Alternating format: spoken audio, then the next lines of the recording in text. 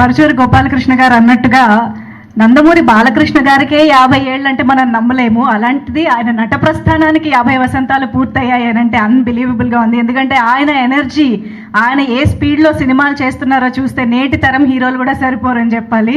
So yes, డెఫినెట్గా ఆ celebrations, ఆ 50 గోల్డెన్ ఇయర్ సెలబ్రేషన్స్ అనేది ఆ రేంజ్లోనే మనం చూడబోతున్నాం సెప్టెంబర్ 1వ తేదీన.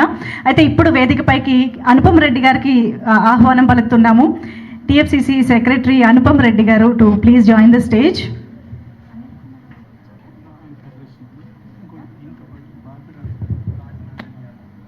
బాపిరాజు గారిని వేదికపైకి ఆహ్వానిస్తూ ఉన్నాము. రాజనారాయణ యాదవ్ గారు, ప్లీజ్ వెల్కమ్ ఆన్ స్టేజ్.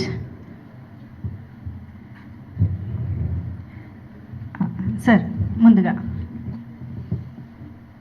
అందరికీ నమస్కారం అండి. బాలయ్య బాబు గారి గురించి అందరూ అన్నీ చెప్పేశారు. ఇందాక ప్రసన్న గారు అన్నట్టు 4 జనరేషన్ హీరోస్ ఈ ఒక్క కుటుంబం నుంచి ఉన్నారని. అదే కాకుండా 4 జనరేషన్కి అలరించిన హీరో ఈయన ఒక్కడే అండి, బాలయ్య బాబు గారు ఒకరు. So I'm very happy and excited to be part of this. Thank you. Thank you అండి. బాపిరాజు గారు ప్లీజ్.